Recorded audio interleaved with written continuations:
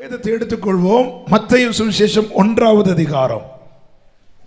மத்தேயு சுவிசேஷம் 1வது அதிகாரம் அதனுடைய 22வது வசனத்தை வாசிக்க கேட்கலாம். தீர்க்கதரிசியின் மூலமாய் கர்த்தராலே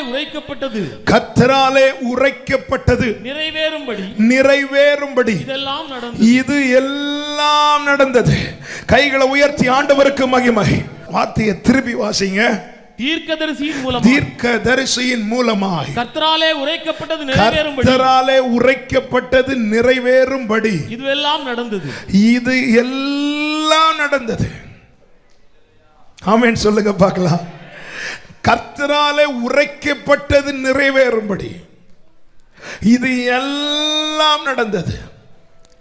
எது எல்லாம் நடந்துச்சுன்னா, நீங்க மேல இருந்து ஆபிரகாம்ல இருந்து வரணும்.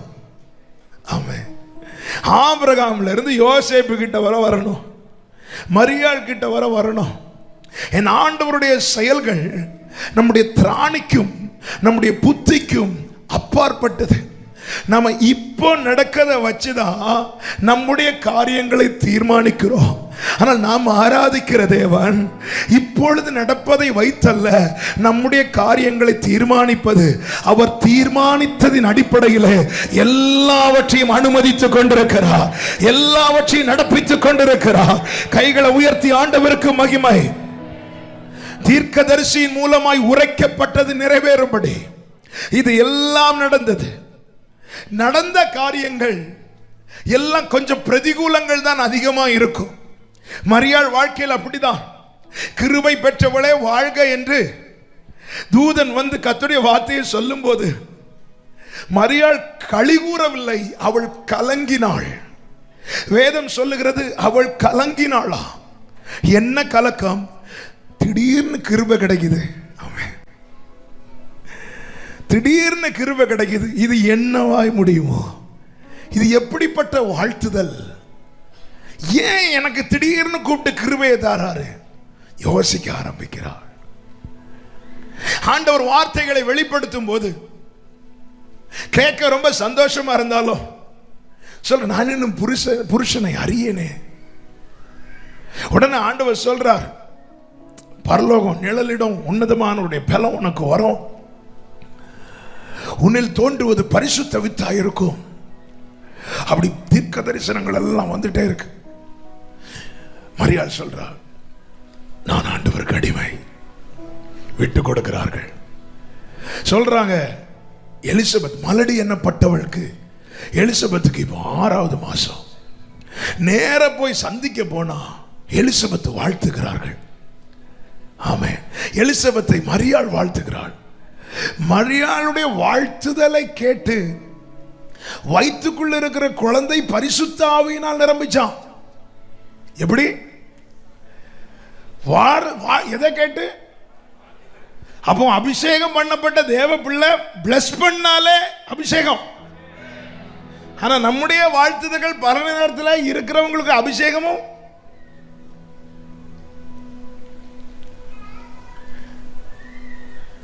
பிரைஸ் தி லார்ட் வீட்டு வாசல்ல நின்னு கூப்பிட்டுருப்பாங்கல்ல மரியாள் எலிசபெத்தை கூப்பிட்டு பிரைஸ் தி லார்ட் அப்படி சொன்னதுமே இங்க இருந்து உண்மை வாழ்த்துங்கள் வாழ்த்துங்கள் வாழ்த்துங்கள். இவர்கள் வாழ்த்துதல் கூறுகிறார்கள். வாழ்த்து நிருபங்கள் எல்லாம் படிச்சீங்கன்னா கடைசியில் அவர்கள் வாழ்த்துதல் கூறுகிறார்கள். என்னோடு இருக்கிறவர்கள் உங்களுக்கு வாழ்த்துதல். அந்த விஷ் பண்றது கூட இன்னைக்கு நமக்கு கொஞ்சம் கடினமா இருக்கு. ஆமென். விசுவாசிங்க 2 பேர் மீட் பண்றாங்க. பிளஸ் பண்றது விஷ் பண்றது உள்ள இருக்கிற பிள்ளை பரிசுத்த ஆவியில நிரம்புதான். அப்படின்னா எவ்வளவு மனதார வாழ்த்தி இருப்பார்கள். மற்றவர்களை ஆசீர்வதிக்க தேவன் நம்மை வைத்திருக்கிறார். நம்புறவங்க மட்டும் கைகளை உயர்த்தி ஆமென். ஒரு நாளும் பெற்றோர் பிள்ளைகளை பார்த்து சாப வார்த்தைகளை சொல்லாதிருங்கள், மற்றவர்களை பார்த்து சொல்லாதிருங்கள். நீங்கள் அவர்களை ஆசீர்வதி. 1 பேதுரு தானே அப்படி ஒரு வார்த்தை இருக்கு. சில நேரத்தில் சம்பந்தமே இல்லாமல் லைன் போகும். ஆமென். 1 பேதுரு 3வது அதிகாரம் 8-9 வசனங்களை வாசியுங்கள். மேலும் நீங்கள் எல்லாரும் ஒருமனப்பட்டவர்களும் இரக்கமுள்ளவர்களும் சகோதர சிநேகம் உள்ளவர்களும் மன உருக்கம் உள்ளவர்களும் இணக்கம் உள்ளவர்களுமாய் இருந்து தீமைக்கு தீமையையும் தீமைக்கு தீமையையும் உதாசனத்துக்கு உதாசனத்தையும் உதாசனத்துக்கு உதாசனத்தையும் சரி கட்டாமல் அதற்கு பதிலாக நீங்கள் ஆசீர்வாதத்தை சுதந்திரித்துக் கொள்ளும்படி அழைக்கப்பட்டவர்கள் என்று அறிந்து ஆசீர்வதிங்க. ஆமென் ஆமென். ஸ்டார்ட் பண்றீங்களா? ரெண்டு பேரை பார்த்து கர்த்தர் உங்களை ஆசீர்வதிப்பார் சொல்றீங்களா? பக்கத்தில் இருக்கிறவங்களை பார்த்து மனதார சொல்லுங்க, கர்த்தர் உங்களை. சொல்ல மாட்டீங்களா பிரதர்? ரெண்டு பேரும் எங்க பார்த்துட்டு இருக்கிறீங்க? கை கொடுத்து சொல்லுங்க, கர்த்தர் உங்களை ஆசீர்வதிப்பார். ஆமென். சிலர் இப்படி இந்த பழைய காலத்தில் துண்டை போட்டுட்டு, இந்த துண்டு போட வேலை இங்கே இருக்கக்கூடாது. முகத்து கர்த்தர் உங்களை ஆசீர்வதிப்பார். ஆமென் ஆமென். என்னுடைய வாழ்த்துதல் கேட்கிறவங்களுடைய உள்ள இருக்கிற பிள்ளை கூட துள்ளணுமா? ஆமென் சொல்லுங்க. என்ன இப்படிதாங்க இருக்கணும். ஹல்லேலூயா. இதுக்கு எங்க வர வாங்க கிடைக்கும்? எங்க வர வாங்க? நல்ல மனசு இருக்கணும். நீ நான் எதற்காக அழைக்கப்பட்டிருக்கிறோம் என்பதை அறிந்து கொள்ளணும். சர்ச்சுக்குள்ள வந்த உடனே பக்கத்தில் இருக்கிறவங்களை விஷ் பண்ண தோணுது. நான் சிலரை பார்ப்பேன், அவங்க வந்து 4 பேர் கை கொடுத்துட்டு தான் உட்காருவாங்க, இல்லைன்னா அவங்களுக்கு உட்கார முடியாது. சிலரையும் பார்ப்பேன், அவர்கள் மற்றவர்களை உட்காரவே விட மாட்டார்கள். அண்ணா சேர் இருக்குல்ல, ஏன் இங்கே தான் வந்து இருக்கணுமா? ஆமென். நான் உங்களை சொல்ல, வேற சர்ச்சில் நான் மீட்டிங் போவேன்ல, அங்கே சொல்லிட்டு இருக்கிறேன். ஆமென். உட்கார், இங்கே வாங்க இங்கே வாங்க, இப்படி கூப்பிட்டு எத்தனை பேர் உட்கார வைப்பீங்க? உட்கார வைப்போம். ஏற்கனவே இந்த பஸ்ஸில் சீட்டு பிடிக்கிற மாதிரி அப்படி இல்லை. என்னுடைய வாழ்த்துதல் அவங்களுக்கு ஆசீர்வாதத்தை கொடுக்கணும். என்னுடைய வாழ்த்துதல். ஆமே. உள்ள வந்து நீங்க விசாரிக்கும் போது சிலர் விசாரிப்பாங்க, அடிபட்டு கிடக்கிறவங்களை பார்த்தீங்களா? எனக்கு தெரியும் நீ உனக்கு இப்படி ஆகும், அதோட குணம் ஆகும்னு இருக்கிற நம்பிக்கை அதோட. சிலர் வந்து விசாரிப்பாங்க தெரியுமா, உங்களுக்கு இதோட போச்சு. எப்படி உங்களுக்கு இதோட? நான் கேள்விப்பட்டதை வச்சு பார்த்தா ஒரு 8 வெட்டாவது உங்க மேல, ஒரு 4 எலும்பாவது முறிஞ்சிருக்கும் நினைச்சேன். 2 தானே முறிஞ்சு. என்ன கிருபை பெற்றவர்கள் நாம. ஆமென். என்னுடைய வாழ்த்துதல், நீங்க வேற, நீங்க பிளஸ் பண்ண போதுங்க, மனதார வாழ்த்துனா போதும். மனதார ஒருத்தங்க நல்லா இருங்க, நீங்க நல்லா இருப்பீங்க, கர்த்தர் ஆசீர்வதிப்பார், கர்த்தர் பார்த்து கொள்வார். பாருங்க, சகோதரனை பவுல் கப்பல் பிரயாணம் பண்ணும்போது கப்பல் உடையும். கப்பல் உடைஞ்சு மெலிதா தீவுக்கு போவார், அங்கிருந்து இன்னொருத்துக்கு போவார். இங்கெல்லாம் அற்புதங்கள் நடக்கும், எவ்வளோ பெரிய பெரிய காரியங்கள் நடக்கும். ஆனால் ரோமாபுரிக்கு வந்தபோது அப்போஸ்தலர் 20, அதான் ஆரம்பத்தில் சொன்னேன் அல்லவா, சில நேரத்தில் சம்மந்தம் இல்லாமல் ஓடும். 27வது அதிகாரம்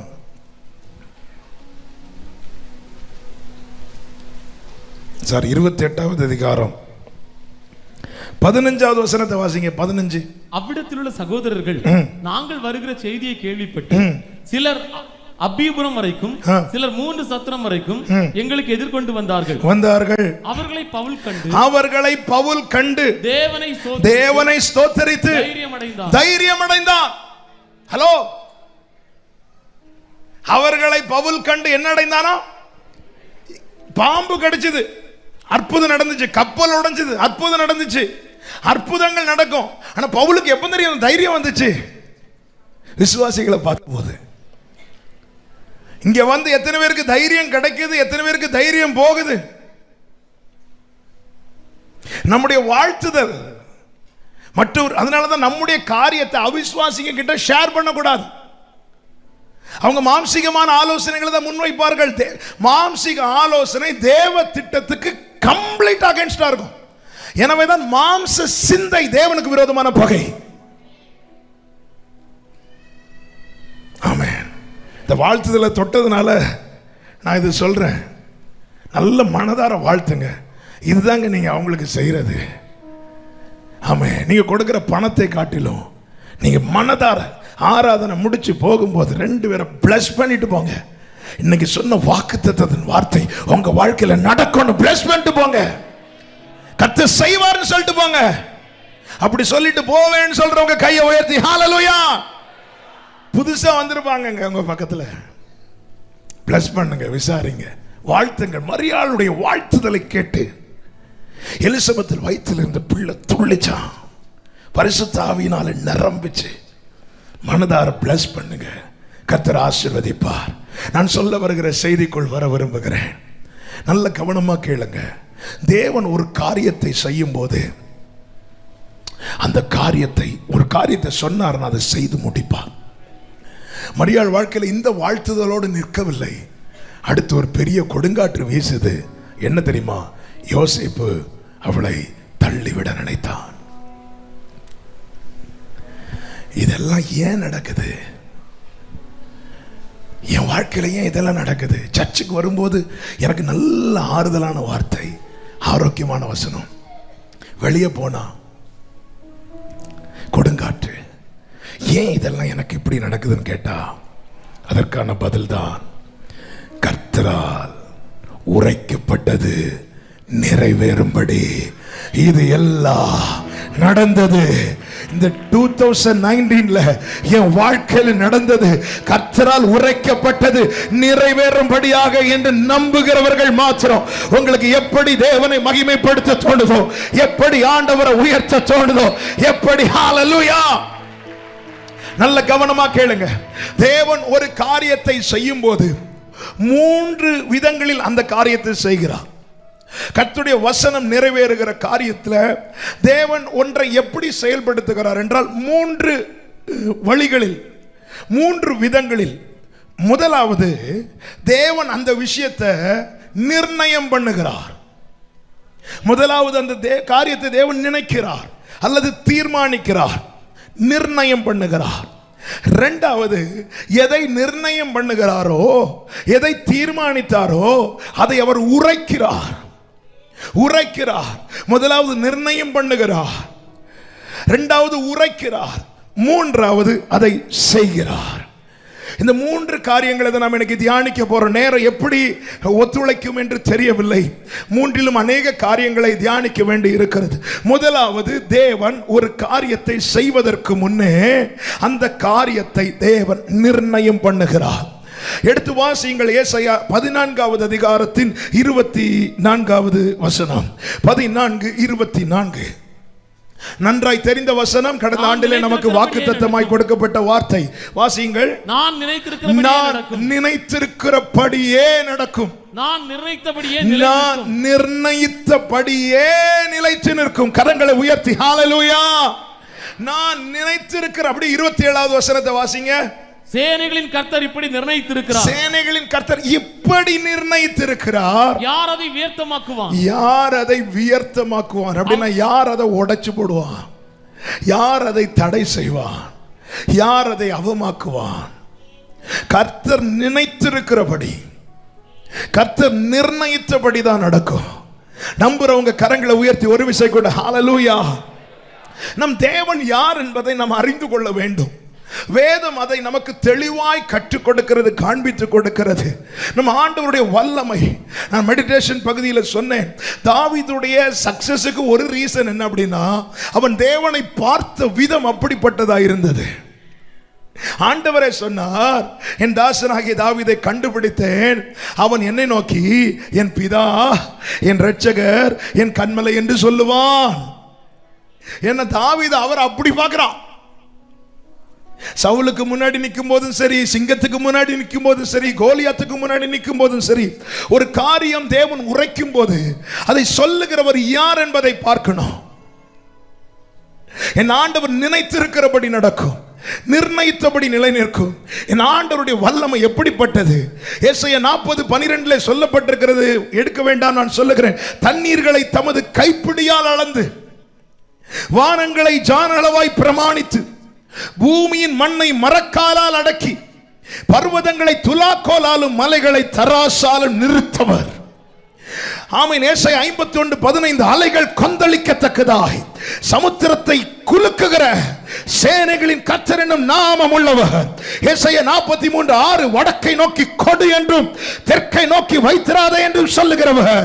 43:16 சமுத்திரத்திலே வழியையும் வலிய தண்ணீர்களிலே பாதையும் உருவாக்குகிறவர். எபிரேயர் 1:1-2 வசனங்களிலே உலகங்களை சிருஷ்டித்தவர், சர்வத்தையும் தம்முடைய வல்லமை உள்ள வசனத்தாலே தாங்குகிறவர், வானாதி வானங்கள் கொள்ளாதவர். இந்த தேவன் என்னுடைய தேவன் என்று நம்புகிறவர்கள் சத்தமா ஆமென் சொல்லுங்க. அவர் நினைத்திருக்கிறபடி நடக்கும். அக்கினி ஜுவாலை போன்ற கண்களை உடையவர். மேகங்கள் எல்லாம் அவருடைய பாதத்தூள். நாகும் ஒன்றில் சொல்லப்பட்டிருக்கிறது, மேகத்துல பாதத்தூள் நம்ம காலில் தூசியை தட்டுற மாதிரி தான். ஓ, அவர் நினைத்திருக்கிறபடி கர்த்தரால் உரைக்கப்பட்டது நிறைவேறும்படி இவை எல்லாமே நடந்தது. அனுகூலங்களோ பிரதிகூலங்களோ வார்த்தையை பெற்றுக்கொண்ட தேவ பிள்ளை இதை அறிக்கை செய்யணும். என்ன அறிக்கை செய்யணும்? கர்த்தரால் உரைக்கப்பட்டது நிறைவேறும்படி இது எல்லாம் நடந்துச்சு. நம்புறவங்க மாத்திரம் கைகளை உயர்த்தி ஆமென் சொல்லுங்க பார்க்கலாம். கர்த்தரால் உரைக்கப்பட்டது நிறைவேறும்படி. அப்போஸ்தலர் 2வது அதிகாரம் 23வது வசனம், 4வது அதிகாரம் 27வது வசனங்களை வாசியுங்கள். அப்போஸ்தலர் 2:23, 4:27. அப்படி இருந்தும் தேவன் நிர்ணயித்திருந்த ஆலோசனையின்படியே அவருடைய முன்னறிவின்படியேயும் ஒப்பு கொடுக்கப்பட்ட அந்த இயேசுவை, அப்ப இயேசு ஒப்பு கொடுக்கப்பட்டது அவர் அறியாமல் அல்ல, அவர் நிர்ணயித்தது. அவர் நிர்ணயித்தது, அப்படி எழுதி வச்சிருந்தார். தேவன் தீர்மானித்தது.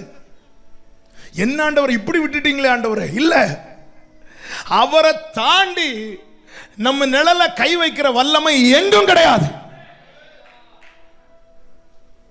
இது தேவன் நிர்ணயித்தது.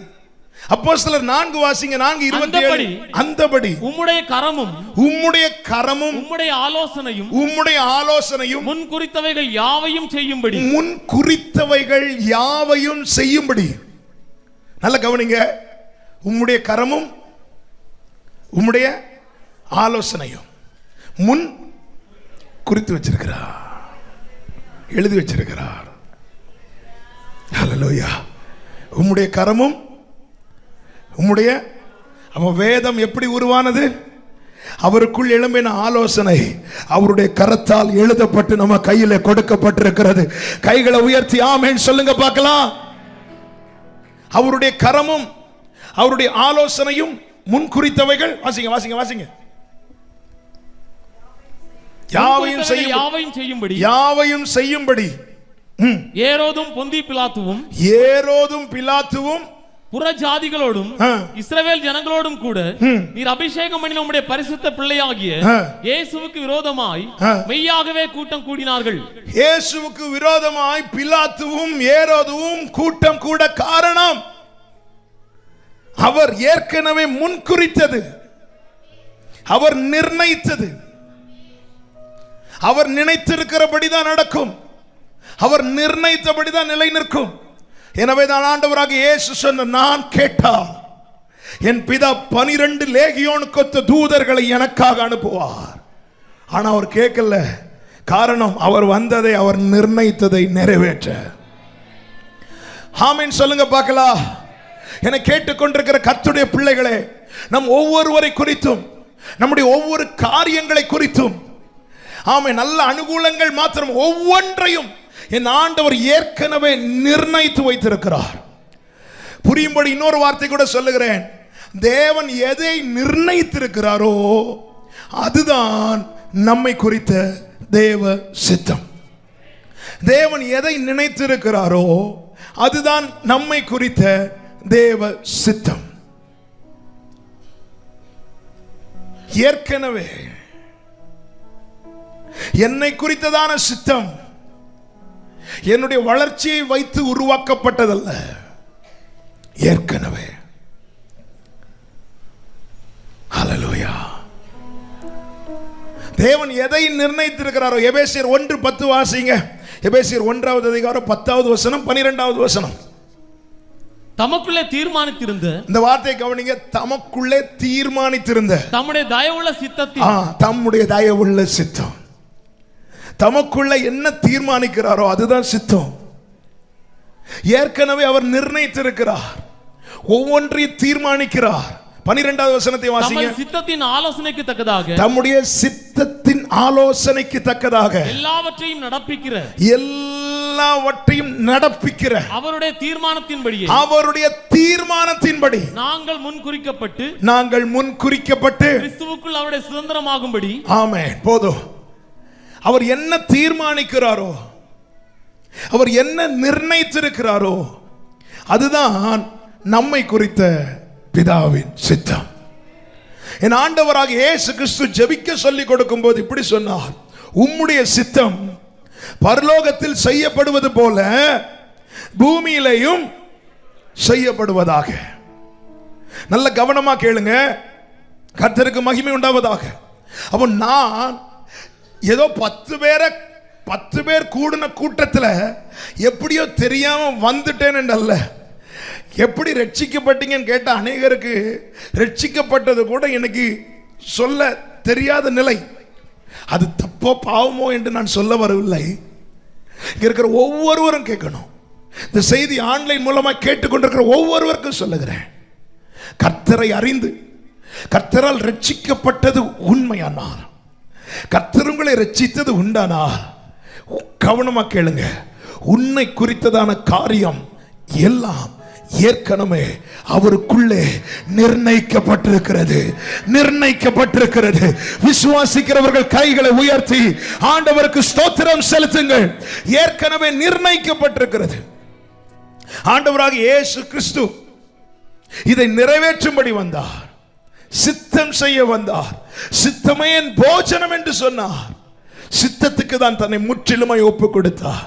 எனவேதான் அவரை எல்லா நாமங்களுக்கும் மேலான நாமத்தை அவருக்கு கொடுத்து எல்லாரிலும் மேலாய் அவரை உயர்த்தி வைத்து இன்று வானோர் பூதலத்தார் யாவரும் அவருக்கு முன்பாய் பணிந்து கொள்ளும்படிக்கு அவருக்கு எல்லா அதிகாரத்தையும் கொடுத்தார். ஆமென் சொல்லுங்க பார்க்கலாம். ஏசாயா 55 சொல்லப்பட்டிருக்கிறது, என்னுடைய நினைவுகள் உங்கள் நினைவுகள் அல்ல. 55:8 வாசிக்க வேண்டாம். என்னுடைய நினைவுகள் உங்கள் நினைவுகள் அல்ல. எரேமியா 29:11 சொல்லப்பட்டிருக்கிறது, நான் உங்கள் பேரில் நினைத்திருக்கிற நினைவுகளை அறிவேன். என் நினைவு உன் நினைவு கிடையாது. அடுத்த வார்த்தை, நான் உங்கள் பேரில் நினைத்திருக்கிற நினைவுகளை அறிவேன். கவனிங்க, என்னை குறித்ததான என்னுடைய நினைவுகள் நான் தோன்றின பிறகு எனக்குள்ளே தோன்றினது. என்னுடைய நினைவுகள் தோன்றின பிறகு நான் உருவாகவில்லை. என்னை குறித்ததான என்னுடைய நினைவுகள், என்னை குறித்து எனக்கு ஒரு நினைவு இருக்கும்ல, என் குடும்பத்தை குறித்து எனக்கு ஒரு நினைவு இருக்கும். என்னை குறித்ததான என்னுடைய நினைவுகள், என்னுடைய விருப்பங்கள், இவைகள் எல்லாம் நான் தோன்றின பிறகு எனக்குள்ளே உருவானவை. ஆனால் என்னை குறித்ததான அவருடைய நினைவு என்பது நான் தோன்றும் முன்னமே அவருக்குள் உருவானவை. ஆமென். என்னை குறித்த என் நினைவுகள் நான் தோன்றின பிறகு எனக்குள்ளே உண்டானது. என்னை குறித்ததான அவர் நினைவுகள், என் திராணி, என் சூழ்நிலை, என் வளர்ச்சியின் அடிப்படையில் என்னை குறித்த என் நினைவுகள் மாறும். சின்ன பிள்ளைங்கள்ட்ட கேட்டு பாருங்க, என்னவாக போறேன்னா ஏதோ ஒன்று சொல்லுவாங்க. ஒரு வருஷம் கழிச்சு கேட்டு பாருங்க, இன்னொன்று சொல்லுவாங்க. 5 வயசுல கேட்டு பாருங்க, சொல்லுவாங்க. 10th படிக்கிற பிள்ளைங்கிட்ட கேளுங்க, என்ன படிக்க ஆசைன்னு சொல்லுவாங்க. மார்க்கின் அடிப்படையில் நினைவுகள் மாறும். சரி, நீ இது படிக்கலாம், அது படிக்கலாம். நம்மை குறித்த நம்முடைய நினைவுகள், நம்முடைய திராணி, நம்முடைய பலன், நம்முடைய சூழ்நிலை கேட்டார் போல மாறிக்கொண்டே இருக்கும். ஆனால் என்னை குறித்ததான அவருடைய நினைவு அது மாறாது. ஆமென். சத்தமா சொல்லுங்க, மாறாது. அவர் என்ன நினைத்திருக்கிறாரோ, அவர் என்ன நிர்ணயித்திருக்கிறாரோ அதுதான் நடக்கும். அதுதான் என்னை குறித்த தேவ சித்தம். பவுல் கேட்டாரு, நான் என்ன செய்ய சித்தமாயிருக்கிறேன், நான் என்ன செய்ய சித்தமாயிருக்கிறேன். ஆண்டவர் சொன்னார், நீ தமஸ்குக்கு போ, அங்க நான் உனக்கு சொல்றேன். பவுல் போய் ஜெபிக்கிறான், ஆண்டவர் சமத்தில் காத்திருக்கிறான். நல்ல கவனிங்க, நம்மை குறித்த தேவ சித்தம் அவருக்குள்ளே இருக்கிறது. அதை பெற்றுக்கொள்ள வேதம் காண்பிக்கிற ஒரே வழி ஜெபம். அறிந்து கொள்ளணும். அறிந்து கொள்ளும் போது நம்ம சரியா ஓடுறோங்கிற ஒரு கரெக்டாக தான் நிற்கிறோம். ஆமென். பவுலுடைய பிரச்சனை, அவன் ஓடினது அவனுக்கு அவன் சொல்ற நியாய பிரமாணத்தின்படி நான் குற்றம் சாட்டப்படாதவன். ஆனா அவங்க என்ன பிரச்சனைனா வேற ட்ராக்ல ஓடிட்டு இருந்தான். ஆமென். எனக்கு தெரிந்த ஒரு சகோதரர் ட்ரிவாண்ட்ரத்துலேருந்து நாகர்கோயிலுக்கு வரணும். டிக்கெட் எடுத்துட்டு ட்ரெயினில் ஏறி உக்காந்தார். 2 மணி இருக்கு ஒரு தாண்டினதுக்கப்புறம் நாகர்கோயில் வரல. இன்னும் கொடு மலையாளம் தான் பேசிட்டே இருக்கிறாங்க. கடைசியில் எங்கேன்னு கேட்டால் காயங்குளம். ட்ரெயின் எங்கே நிற்கும்? அண்ணா நிற்கினாரு. அண்ணான்னா அதில் ஒரு 4 ட்ராக் இருக்கு. இவர் அவசரத்தில் ஏறி ட்ரெயினில் ஏறி டிக்கெட் எடுத்தது உண்மை. டிக்கெட்டுக்கு பைசா கொடுத்து தான் எடுத்தார், அதுவும் உண்மை. ஆனால் ட்ரெயின் கிளம்பிச்சு, நான் சரியான ட்ராக்ல தான் இருக்கிறேன், சரியான ட்ரெயினில் இருந்தது உண்மைதான். ட்ரெயின் ரோட்டில் ஓடலை, ட்ராக்ல தான் ஓடிச்சு, எல்லாம் உண்மைதான். ஆனால் டைரக்ஷன் வேற. அப்புறம் அங்கிருந்து வந்தார், அது வேற கதை. நம்ம பல நேரத்தில் டிக்கெட்டு வாங்கிட்டு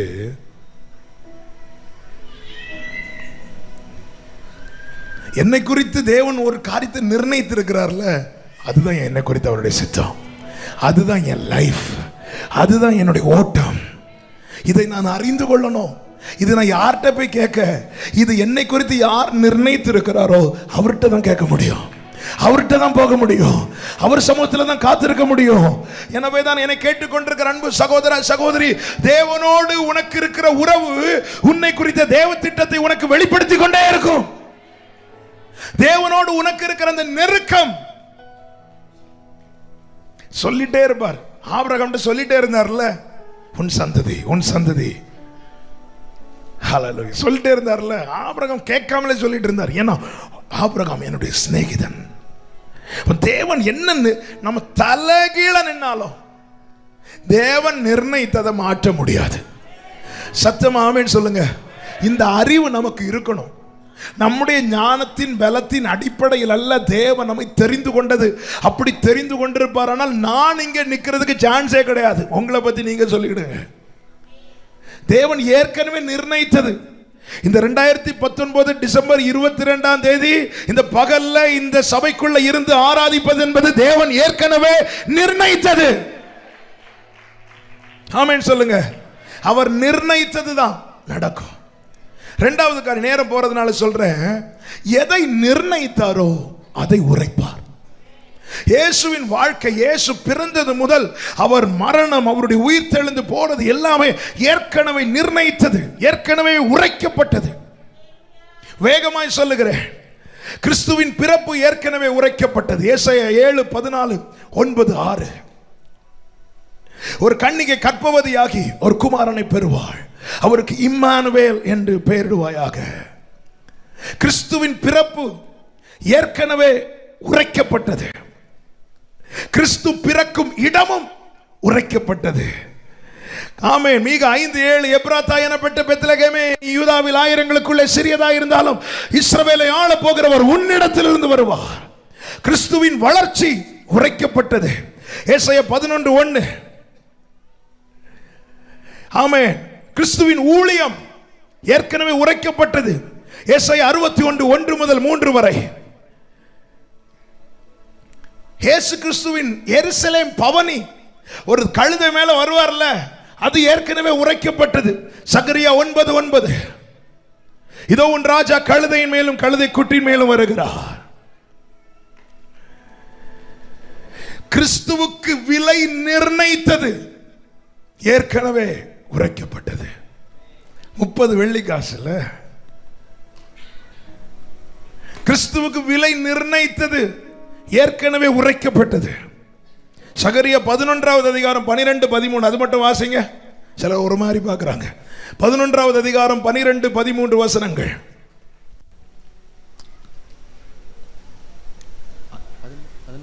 பதினொன்றாவது அதிகாரம் 12-13. உங்கள் பார்வைக்கு நன்றாய் கண்டால் என் கூலியை தாருங்கள், இல்லாவிட்டால் இருக்கட்டும் என்று அவர்களோட சொன்னேன். அப்பொழுது எனக்கு கூலியாக 30 வெள்ளிக்காசை நிறுத்தார். கிறிஸ்துவின் விலை நிர்ணயிக்கப்பட்டிருந்தது. கிறிஸ்துவை காட்டி கொடுப்பவனை குறித்தும் ஏற்கனவே உரைக்கப்பட்டது. சங்கீதம் 41:9 என்னோட அப்பம் புசித்தவன் எனக்கு குதிகாலை தூக்கினான். கிறிஸ்து ஒப்பு கொடுக்கப்படுவதை குறித்தும் நொறுக்கப்படுவதை குறித்தும் ஏசாயா 53 உரைக்கப்பட்டது. சங்கீதம் 22 உரைக்கப்பட்டது. சிலுவையில் இயேசு சொன்ன அதே வார்த்தை ஏற்கனவே உரைக்கப்பட்டது. நம்முடைய வாயிலிருந்து ஒரு வார்த்தை பிறப்பதற்கு முன்னே என்ன பேசுறோம் அவர் அறிந்திருக்கிறார்.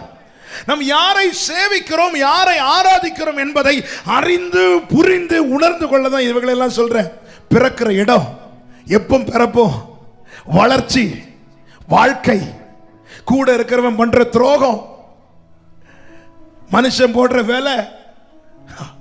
பரலோகம் இயேசுவை எப்படி பார்த்துச்சுல்ல, ஆனா மனுஷன் எப்படி பார்த்தா பார்த்தீங்களா? 30 வெள்ளிக்காசு. இன்னைக்கு உலகம் நிர்ணயிக்கிற வேலை, உலகம் ஒன்ன சீப்பா பார்க்கறது கூட அவருக்கு தெரியும். நொறுக்கப்படுவது, குடைக்கப்படுவது. அதான் சொல்ற, அவருடைய யோசனையும் அவருடைய ஆலோசனையும் அவருடைய வார்த்தையும் அதுக்கு மிஞ்சி ஒண்ணு கூட நம்முடைய வாழ்க்கையில நடக்கவில்லை, நடக்காது, நடக்காது, நடக்காது. ஏரோதும் பிலாத்துவும் கூடி ஆலோசனை பண்ணாங்க. அவங்கள்ட்ட கேட்டா சொல்லுவாங்க, எங்க கிட்ட அதிகாரம் இருக்கும்னு. பைபிள் சொல்லுது, பரலோகத்தில் வீற்றிருக்கிறவர் நகைப்பார். உனக்கு விரோதமாய் ஒரு டீம் எழும்புறாங்கன்னா அது கூட அவருக்கு தெரியும். இன்னைக்கு உன் கூட இருக்கிறவங்க நாளைக்கு எப்படி உனக்கு விரோதமாய் எழும்ப போறாங்க என்பது அவருக்கு தெரியும். இன்னைக்கு உனக்கு அகைன்ஸ்டா இருக்கிறவங்க நாளைக்கு உனக்கு பட்சமா வர எல்லாமே தெரியும். எல்லாம் அறிந்தவரை நான் ஆராதிக்கிறேன் என்கிற நிச்சயம் உள்ளவர்கள் கைகளை உயர்த்தி ஹalleluya.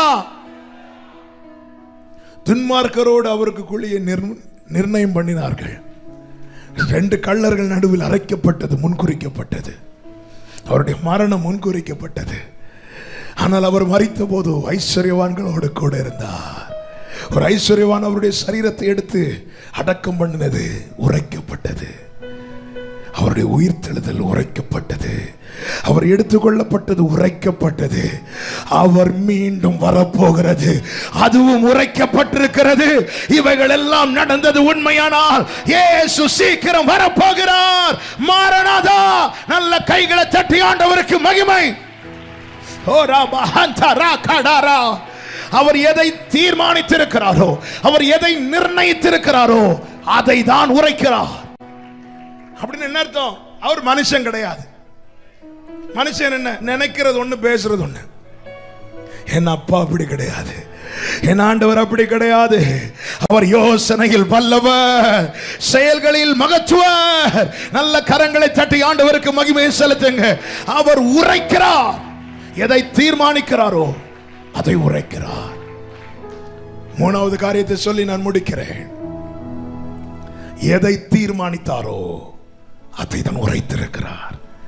எதை உரைத்தாரோ அதை செய்து முடிக்கிறார். எசேக்கியேல் 36:36, 37:14 2 வசனங்களை வேகமாய் வாசியுங்கள். கர்த்தராகி நான் நிர்மூலமானவைகளை கட்டுகிறேன் என்றும் பாழானதை பயிரிலமாக்குகிறேன் என்றும் அப்பொழுது உங்களை சுற்றிலும் உள்ள மீதியான ஜாதிகள் அறிந்து கொள்வார்கள். கர்த்தராகிய நான் இதை சொன்னேன், இதை செய்வேன், இதை செய்வேன். கர்த்தர் எதை சொன்னாரோ அதை செய்வார். எத்தனை பேர் நம்புறீங்க? நம்ம ஆண்டவர் சமூகத்தில் இருக்கும்போது நல்ல கவனமா கேளுங்க. கரெக்டா 5 நிமிஷம் இருக்கு, கொஞ்சம் 2-3 நிமிஷம் முன்ன பின்ன எடுப்பேன். ஆனா இந்த வார்த்தையை நல்லா கேட்கணும். நம்ம அப்பா சமூகத்தில் இருந்து கொட்டையும் போதும் அள்ளும் போதும் வார்த்தைகள் வரும் தெரியுமா? அது நம்மை ஆறுதல் படுத்துவதற்காக மட்டும் இல்ல, அதுவே நம்மை குறித்த அவருடைய சித்தம்.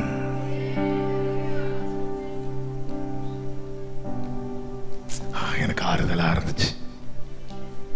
ஆறுதல் படுத்த மாத்திரமல்ல, அதுவே நம்மை குறித்த, அதான் சொன்னல, உள்ள ஒண்ணு வச்சுட்டு வெளியே பேசுகிறவர் அல்ல. ஹல்லேலூயா. திடீர்னு, அதாவது என்னுடைய நினைவு அவருடைய நினைவு அல்ல. கூப்பிட்டு திடீர்னு பேசுறாரு, சம்பந்தமே இருக்காதுல்ல. ஆபிரகாம்கிட்ட பேசுனதை நம்ம கிட்ட பேசிட்டு இருப்பார் சில நேரத்தில். தாவீதுகிட்ட பேசுனது நம்ம கிட்ட பேசிட்டு இருப்பாரு. யோவான்கிட்ட பேசுனது நம்ம கிட்ட பேசிட்டு இருப்பாரு. சரி, ஏதாவது பேசி அனுப்பி விடுவோம், அப்படி அல்ல. ஒரு வேர்டு வரதான். செப்டம்பர் மாதத்தில் எத்தனை பேருக்கு ஞாபகம் இருக்குன்னு தெரியல, ஆனா சிலர் அதை ஃபாலோ பண்றீங்க. எல்லாவற்றையும் ஒரு புஸ்தகத்தில் எழுதுனதை பாருங்க, பார்த்துட்டு சொல்லுங்க, கர்த்தர் இதை சொன்னார், கர்த்தர் இதை செய்வார், கர்த்தர் இதை சொன்னார், கர்த்தர் இதை செய்வார். இதுவே என்னை குறித்த தேவ திட்டம்.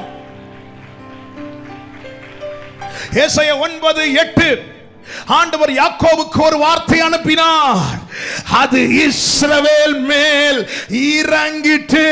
கைகளை உயர்த்தி சத்தமா ஆமென் சொல்லுங்க. யாக்கோபுக்கு ஒரு வார்த்தை அனுப்பினார், அது இறங்கிட்டு. இல்ல இல்ல இல்ல, எனக்கு இறங்க முடியல, ஏரோது தடையா இருக்கிறான்னு சொல்லிட்டு அந்த வார்த்தை திரும்பி போகவில்லை. அது இறங்கிட்டு, அது இறங்கிட்டு. அழிக்க நினைத்த ஏரோது அழிந்து போனார். ஆனால் ஆண்டவர் சொன்னார், வானமும் பூமியும் ஒளிந்து போனாலோ என் வார்த்தையில் ஒரு உறுப்பு கூட. நீ அழிக்க நினைக்கிற ஏரோதை கண்டு கலங்காதே. உன்னோடு பேசினவர் யார் என்பதை பார். சமுத்திரம் குலுங்கத்தக்க, அலைகள் கொந்தளிக்கத்தக்க சமுத்திரத்தை குலுக்குகிறவர். அதை கொஞ்சம் இமேஜின் பண்ணி பாருங்க. ஒருத்தனை சட்டையை பிடிச்சு உழுக்கிறது மாதிரி அவர் இந்த சமுத்திரத்தை பிடிச்சு, அப்பதான் சுனாமி எல்லா மாமியும் அப்பதான் வெளியே வரும். வானத்தை ஜானளவாய் எல்லாரும் இப்படி வச்சு பாருங்க, எல்லாரும் இப்படி இறங்க, எல்லாரும் இப்படி வச்சு பாருங்க, சும்மா வைங்க, ஒன்றும் இல்லை. இப்படி வச்சா எவ்வளவு தான் நமக்கு அழக முடியும்? ஒன்றும் முடியல. அவர் இப்படி வச்சாருன்னா வானம்.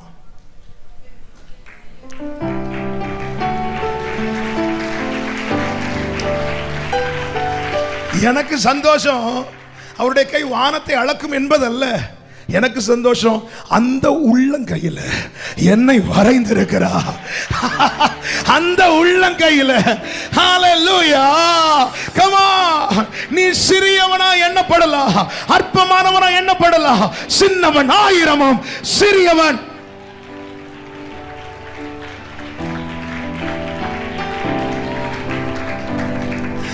ஓட்டர் லிஸ்ட்ல உன் பேர் எடுபடலாம். இல்ல, நிறைய பேருக்கு ஏமாட்டம் வந்துச்சுல்ல.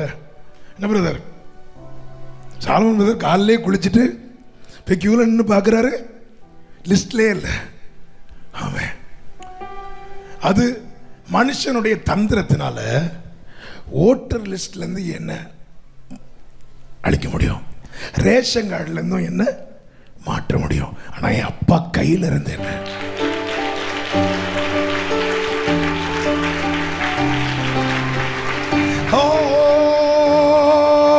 சகலத்தையும் நேர்த்தியாக செய்பவர் சர்வ வல்ல தேவனாய் உடன் இருப்பார். பாடுங்க, வலது கரத்தை உயர்த்தி பாடுங்க. சகலத்தையும் நேர்த்தியாக எனக்கு செய்பவர்.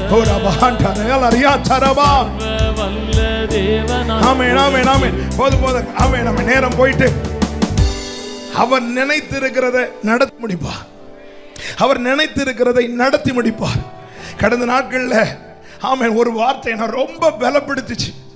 அந்த வார்த்தையை நான் உங்களுக்கு சொல்ல விரும்புகிறேன். மீகா தீர்க்க தரிசன புஸ்தகம் அதனுடைய 4வது அதிகாரம் 11 முதல் வாசியுங்கள். 4வது எங்கள் கண் அவளை காண்பதாக, சீயோன் தீட்டுப்படுவாளாக, எங்கள் கண்கள் அவளை காண்பதாக என்று சொல்லி அநேக ஜாதியார் உனக்கு விரோதமாக கூடியிருக்கிறார்கள். அநேகர் உனக்கு விரோதமாய் கூடியிருக்கிறார்கள். ஆனாலும், இந்த வார்த்தைக்கு ஆனாலும், அவர்கள் கர்த்தருடைய நினைவுகளை அறியாமலும், கர்த்தருடைய நினைவுகளை அறியாமலும், அவருடைய யோசனையை உணராமலும் இருக்கிறார்கள். அவருடைய யோசனை உணராமலும் இருக்கிறார்கள். அவர் அரிக்கட்டுகளை போல. கவனிங்க,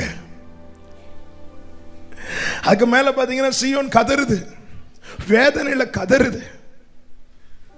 அழுவதை தவிர வேற வழி இல்லை, கண்ணீர் வடிப்பதை தவிர வேற. அப்ப எல்லாரும் சொல்றாங்க இதோட அவுட், தீட்டுப்படுவாளாக. எங்கள் கண்கள் முடிவை காண காத்திருக்கும் போது ஆண்டவர் சொல்றாரு, ஏய், அவங்களுக்கு உன்னை குறித்த என்னுடைய நினைவு தெரியாது,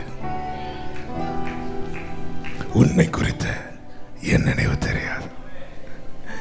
இன்னைக்கு அவங்க பார்க்கறது இல்லப்பா உன் வாழ்க்கை. சீயோனே, உன்னை குறித்து எனக்கு ஒரு நினைவு உண்டு. என்ன? தேவரீர் எழுந்தருளி சீயோனுக்கு இறங்குவி, அதற்கு தயை செய்யும் காலமும் அதற்கான குறித்த நேரமும் வந்தது. கடைசி வசனத்தை வாசிங்க. சீயோன் குமாரத்தியே, சீயோன் குமாரத்தியே, நீ எழுந்து போரடி, நீ எழுந்து போரடி, நான் உன் கொம்புகளை இரும்பும். கவனிங்க, நீ எழுந்து போரடி. ஆமென். போராட்டம் போரடிப்பதற்கு. ஆமென். உன்னை போராடுகிறவனாய் அவர் பார்க்கவில்லை, நீ போரடிக்கிறவனாய் அவர் உன்னை பார்க்கிறார். எதுக்கு போரடிப்பாங்க தெரியுமா? தானியத்துல நன்மையெல்லாம் சேர்க்கிறதுக்கு. கோதுமைய, அரிசிய, தானியத்தெல்லாம் சேர்க்கிறதற்கு, அதாவது நன்மையை பிரித்தெடுக்கிறதற்கு, நன்மையை தன் பக்கமாய் இழுப்பதற்கு. கர்த்தர் சொல்லுகிறார், உலகம் உன் வாழ்க்கையில் இருக்கிற போராட்டத்தை பார்க்குது, ஆனா நீ ஒன்றை புரிந்து கொள், உனக்கு ஒரு தகப்பன் உண்டு, உனக்கு ஒரு தெய்வம் உண்டு, அவருக்கு உன்னை குறித்த ஒரு நினைவு உண்டு, அவருக்கு உன்னை குறித்த ஒரு தீர்மானம் இருக்கிறது. அது என்ன தெரியுமா? நீ போரடிக்க போகிறாய், நீ போரடிக்க போகிறாய். உன் வாழ்க்கையில உன் குடும்பத்துக்கு தேவன் வைத்திருக்கிற நன்மைகளை நீ உன் பக்கமாய் இழுத்துக் கொள்ள போகிறாய். இதை எது செய்யும்? இதை யார் செய்வார்? நான் தான் சொன்ன, இன்னைக்கு பிரசங்கம் அல்ல, கடந்த 2 வாரங்களா என்னோடு பர்சனலா ஆவியானவர் பேசி சபைக்கு சொல்லும்படி. ஹல்லேலூயா. சில நேரத்தில் தூங்கவே விட மாட்டாருங்க, சபையை கண்ணு முன்னாடி கொண்டு வச்சு பிரேயர் பண்ண வச்சுட்டு இருப்பார். அப்படி வேர்டு வந்துட்டே இருக்கும், அதெல்லாம் தான் எழுதி எழுதி வைப்பேன். போராட்டமா பார்க்காத, போரடிப்பதா பாரு. போராட்டம் இல்ல. ஹல்லேலூயா. பதரை அக்கினியிலே, நன்மையை என் களஞ்சியத்திலே. இதற்காக தான் என்ன இந்த குடும்பத்தில் தேவன் வைத்திருக்கிறார், இதற்காக தான் இந்த தேசத்தில் தேவன் வைத்திருக்கிறார். விசுவாசிக்கிறவங்க தேவனுக்கு மகிமை. ஆமென். ஏசாயா 41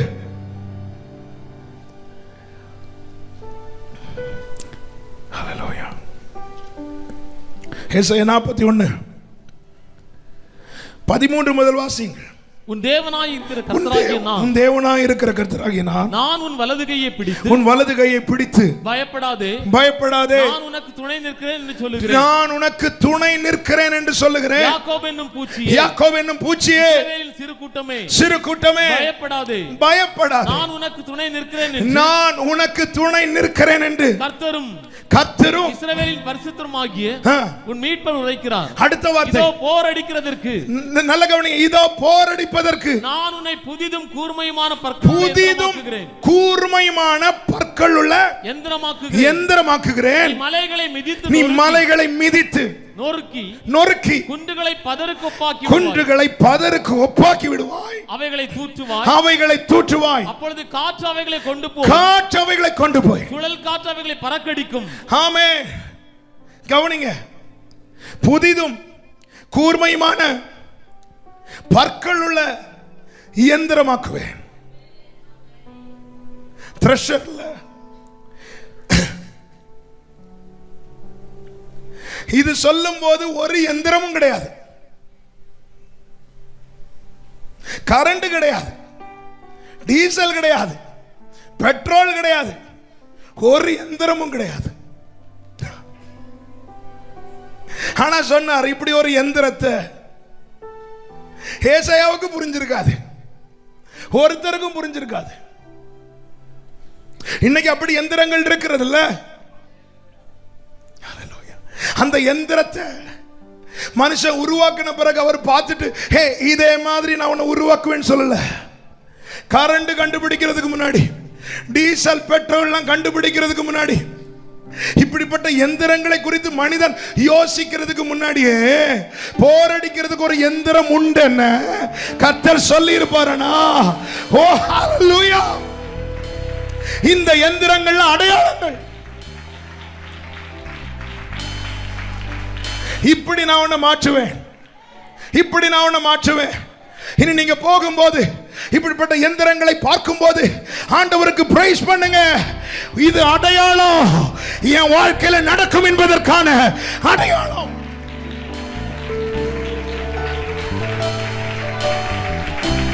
அடையாளம். 20 வாசிங்க. 20. கர்த்தருடைய கரம் அதை செய்தது என்றும். இது எது செய்யுமா? சத்தமாமேன் சொல்லுங்க. நான் உருவானவன் அல்ல, அவரால் உருவாக்கப்படுகிறவன். அவரால் கர்த்தருடைய கரம் இதை செய்ததென்றும் இஸ்ரவேலின் பரிசுத்தர் அதை படைத்தார் என்றும் யாவரும் கண்டு உணர்ந்து சிந்தித்து அறிவார்கள். நீ அவைகளை தூற்றுவாய். இன்னைக்கு நன்மை அனுபவிக்க முடியாம சில காரியங்கள் மேல பறந்துட்டு இருக்கு. ஒன்னு உருவாக்கின கர்த்தருக்கு இனி ஒரு காரியத்தை செய்ய முடியும். என்ன தெரியுமா? ஒரு காற்றை அனுப்புவார், ஒரு காற்றை அனுப்புவார். காற்றவைகளை அடித்துக் கொண்டு போகும்.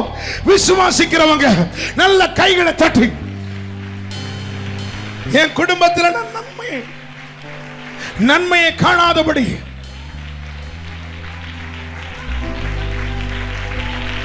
ஒரு காற்று கர்த்தர் அனுப்புவார். ஆமென் சொல்லுங்க. ஹalleluya. அவர் நினைத்திருக்கிறது நடக்கும், அவர் நிர்ணயித்தது நிலை நிற்கும், அவர் சொன்னதை செய்வார், செய்து முடிப்பார். கர்த்தரால் உரைக்கப்பட்டது நிறைவேறும்.